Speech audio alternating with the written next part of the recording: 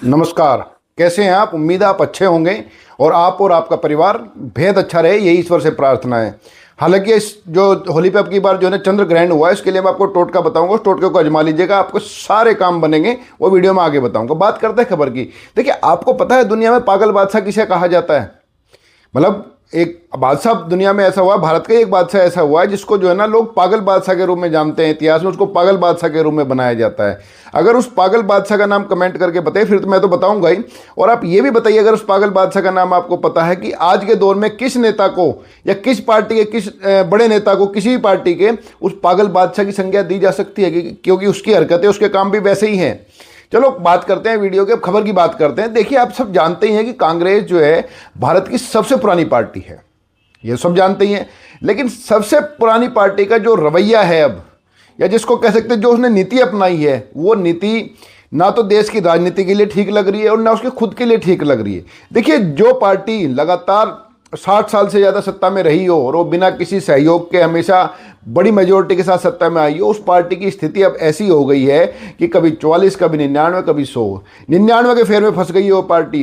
वो कहीं ना कहीं तो उस पार्टी से ऐसी गलतियां हुई है कि जो लोग उससे दूर होते चले गए। और सबसे बड़ा कारण ये है, और सबसे बड़ा जो चिंता की विषय है लोकतंत्र के लिए, कि वो पार्टी अब भी सबक लेने के लिए तैयार नहीं है और अभी भी लगातार ऐसी पॉलिसी बना रही है वोट बैंक के लिए कि जिससे जो है देश का जो बहुसंख्यक वर्ग है वो लगातार उससे नाराज होता चला जाए। देखिए, हिंदू जो धर्म है या जो हिंदू लोग हैं वो बड़े सॉफ्ट होते हैं। आप दुनिया में इतिहास उठा के देख लीजिए, हिंदू ने कभी भी अत्याचार का जवाब तब तक नहीं दिया जब तक कि बिल्कुल हद ही नहीं हो गई है। यही कारण है कि हम गुलाम भी रह गए, तब भी वो अंग्रेजों से हम प्यार करते हैं। मुगलों ने गुलाम किया, मुगलों से भी प्यार करते हैं। हमने सड़कों के नाम तक मुगलों के नाम पर रख दिए गए। तो इससे ज़्यादा सहिष्णु समाज तो कोई हो नहीं सकता। लेकिन कांग्रेस की जो नीतियां हैं लगातार एक वर्ग को चोट पहुंचाने वाली रही हैं। आप वीडियो बने रहे, आपको मैं 5 घटनाएं ऐसी बताऊंगा, छोटी सी वीडियो है, कि जिससे आपको पता चलेगा कि भाई कांग्रेस कैसे लगातार देश के लिए एक, जिसको कहते हैं ना, जिसको मोदी भी कहते हैं, हालांकि मोदी अपने राजनीतिक एंगल से कहते हैं, लेकिन अगर बतौर विश्लेषक, बतौर पत्रकार भी अगर उसको देखे, वे नीतियां देश के लिए ठीक नहीं है। जैसे पिछले संसद सत्र में अब 9 तारीख को ओम बिरला के खिलाफ प्रस्ताव आ रहा है, जो अविश्वास प्रस्ताव है। 118 सांसदों ने उस पर साइन किए हैं और उनको हटाने का प्रस्ताव है। तो उसके लिए लेकर बीजेपी, मोदी और कांग्रेस, राहुल गांधी सब ने कमर कस ली है। अपने अपने सांसदों को सबने निर्देश जारी कर दिया है कि 9 और 10 मार्च को संसद में रहना है, क्योंकि उस दिन लोकसभा के जो अध्यक्ष हैं ओम बिरला, उनके खिलाफ अविश्वास प्रस्ताव पर चर्चा है। आपको इसी बीच एक खबर मिली होगी, अगर खबर ना मिली तो आप देखिए, दिल्ली में एक लड़का है तरुण, उसकी पीट पीट करके हत्या कर दी गई। अब कहोगे भाई पीट पीट के हत्या कर दी गई तो इसमें कांग्रेस क्या करेगी? बात तो लॉ एंड ऑर्डर की, अमित शाह के हाथ में। लेकिन जिस कारण से वो हत्या हुई है, वो हत्या और उस पर कांग्रेस की चुप्पी दिखाते ही कांग्रेस जनमानस से कितनी दूर होती चली गई है। साहबानों के मसले पर कानून बदलने वाली, सुप्रीम कोर्ट का जो है ना, सुप्रीम कोर्ट का आदेश बदलने वाली, सुप्रीम कोर्ट का फैसला बदलने वाली कांग्रेस अखलाक के मामले में तो जो है शोर मचाती है। ईरान के जो राष्ट्रपति है उसके मामले में तो शोर मचाती है। लेकिन होली का रंग लगने के चलते, पानी का गुब्बारा लगने के चलते, मुसलमानों की एक भीड़ द्वारा एक युवक की पीट पीट कर हत्या करने पर ऐसे चुप हो गई है जैसे वो कुछ हुआ ही नहीं है। यही बाकी पार्टियां भी चुप है इस पर। आप इसको सोचेगा जरूर, ये क्यों हो रहा है और कांग्रेस इसके बारे में क्यों चुप हो जाती है? वोट बैंक का तो रीजन है ही है। लेकिन चलो खबर की बात इससे और आगे करते हैं कि इसमें पूरा हो क्या रहा है, कि ये लक्षण ठीक क्यों नहीं दिख रहे, जिसको मैंने अपनी वीडियो की थंबनेल बनाया कि कांग्रेस के लक्षण ठीक क्यों नहीं दिख रहे।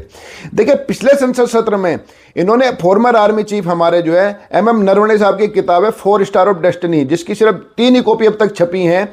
एक कॉपी है पेंगुइन के पास जो उसका पब्लिशर है, दूसरी है मिनिस्ट्री ऑफ डिफेंस के पास, और तीसरी कॉपी है MM नरवणे साहब के पास। MM नरवणे साहब ने कॉपी इनको दी नहीं, पेंगुइन ने डिनाई कर दिया, और मिनिस्ट्री कॉपी तो मिलने का राहुल गांधी को सवाल ही नहीं है।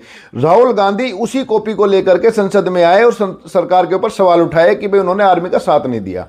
अब खुलासा ये हो रहा है कि जो ऊपर जो किताब वो दिखाई गई संसद में, उसके ऊपर सिर्फ रैपर थे, अंदर खाली पेज थे।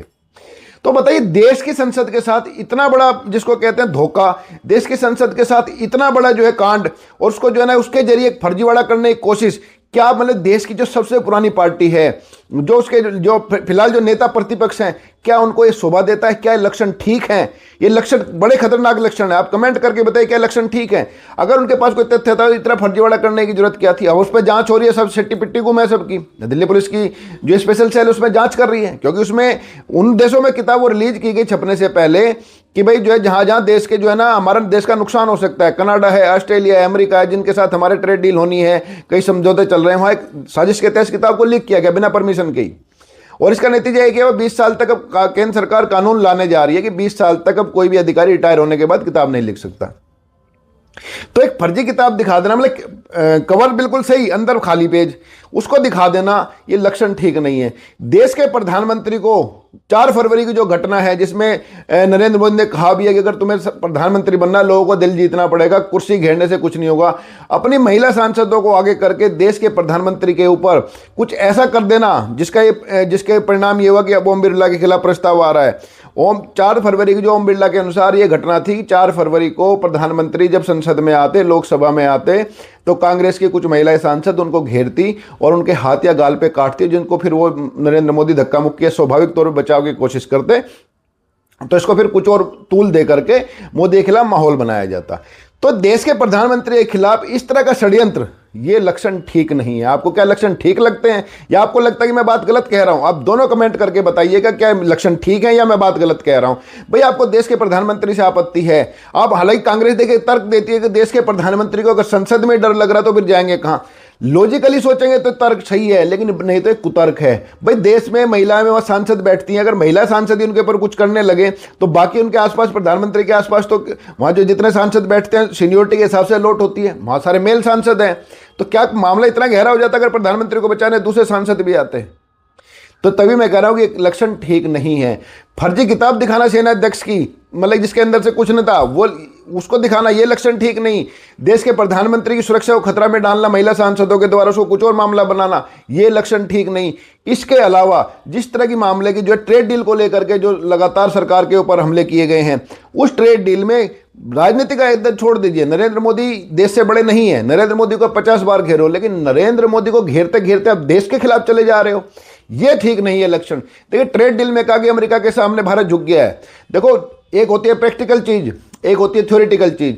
अमेरिका के सामने कौन सा देश जो है फिलहाल जो है नहीं झुक रहा है? अगर झुकने वाली बात है तो कि भाई उसके पास सबसे ज्यादा ताकत है, पैसा उसी के पास है, उसी से अगर व्यापार करने हैं तो व्यापार करने में तो उसकी बात तो माननी ही पड़ेगी। हाँ ये बात जरूर है कि नरेंद्र मोदी ने ये जरूर कहा है कि भाई हम हमारा कृषि क्षेत्र नहीं खुल सकता, क्योंकि कृषि क्षेत्र खुलते ही हमारे जो किसान है बर्बाद हो जाएंगे, क्योंकि उनके यहाँ सब्सिडी मिलती है, हमारे किसानों को सब्सिडी नहीं मिलती।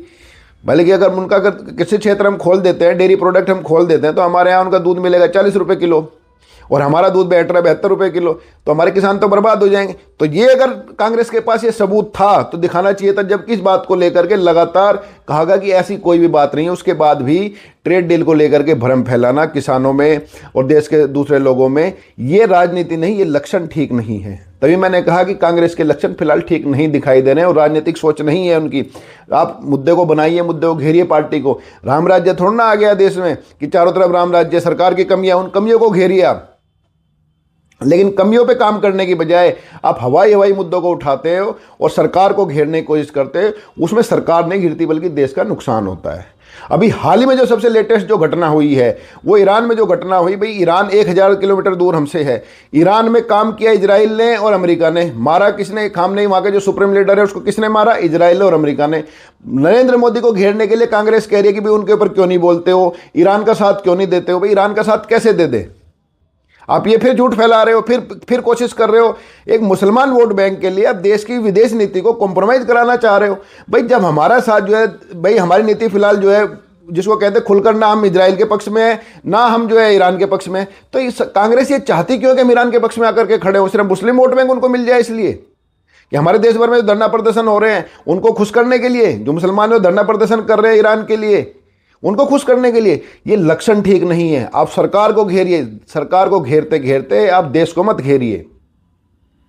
जब हमारा साथ किसी देश ने नहीं दिया था ऑपरेशन सिंदूर में, हथियारों सहित तमाम चीजों से शायद इजराइल ने खुलकर के साथ दिया था। कांग्रेस ये क्यों चाहती है कि हम इजराइल के खिलाफ खड़े हो जाए? उसमें कांग्रेस का क्या हित है? सिर्फ इसके लिए कि उनको मुसलमान वोट दे देंगे, कोई इजराइल के खिलाफ मुसलमान रहते हैं। वो कहते हैं ईरान के खिलाफ हम बोलते क्यों नहीं है? भाई ईरान जिसकी ऑफिशियल पॉलिसी थी kill to America death to Israel, मतलब कि अगर कोई देश ये आधिकारिक घोषणा करता है कि भाई वो देश का अस्तित्व हमारे लिए खतरा है, उसको हम मारेंगे, उसको मौत हम चाहते हैं, तो उस देश के पक्ष में बोलना कौन सी डिप्लोमेसी और कांग्रेस चाहती क्या है? तभी मैं कहता हूं ये लक्षण ठीक नहीं है। आप राजनीति कीजिए, राजनीति के लिए मुद्दे बहुत हैं, रोजगार है, बड़ी जो चीजें बड़ी मुद्दे हैं दुनिया में, भारत में राम राज्य थोड़ा ना आ गया है, लेकिन आप उन मुद्दों पे काम करने की बजाय आप नरेंद्र मोदी को घेरने के चक्कर में, आप जो मैंने स्टार्टिंग में कहानी बताई थी ना आपको कि पागल बादशाह, आप सनक में हो, नरेंद्र मोदी को घेरने की सनक में आप तमाम अपनी नीतियों को छोड़ते जा रहे हो, और यही कारण है कि आपकी संख्या घटती जा रही है। जो पार्टी हमेशा प्रधानमंत्री बनाती थी उनके पास स्थिति यह आ गई है कि एलओपी बनाने के लिए भी कांग्रेस केंद्र सरकार की तरफ मुंह देखना पड़ रहा है। तो नीति की फेलियर है ये जो नीति है। और जो टोटके की बात मैंने आपको बताई थी, टोटके की बात देखिए, टोटके की बात वो इस तरीके कि जो भी आप भगवान को हम मानते हो, जिस भी भगवान को हम मानते हो, उसका नाम जो है कमेंट बॉक्स में लिख दिया, आपका परिवार और आपका जो आप हमेशा सुरक्षित रहेंगे, खुशी रहेंगे। तो जैसे मैंने कहा कि ये पूरी की पूरी परिस्थिति को देखते हुए कहा जा सकता है कांग्रेस की नीति ना ठीक है, ना नीयत ठीक है, और कांग्रेस लोकतंत्र के लिए कमजोर विपक्ष, पार्टी के लिए तो अच्छा जो सत्ता में है, लेकिन लोकतंत्र के लिए सही नहीं है। तो कांग्रेस को अपनी रणनीति पे दोबारा विचार करना चाहिए और कंक्रीट चीज़ें लेके आनी चाहिए ताकि जनता भी उनकी तरफ देख सके, करेक्शन कर सके केंद्र सरकार भी। फिलहाल क्या है, गोल पोस्ट कहीं होता है, कांग्रेस बोलती कुछ है, सरकार को बचने का मौका मिल जाता है। तो कांग्रेस को अपनी नीति और नीयत दोनों पर पुनर्विचार करना चाहिए, क्योंकि फिलहाल तो लक्षण ठीक नहीं दिख रहे। आपका क्या मानना है कमेंट करके जरूर बताएं।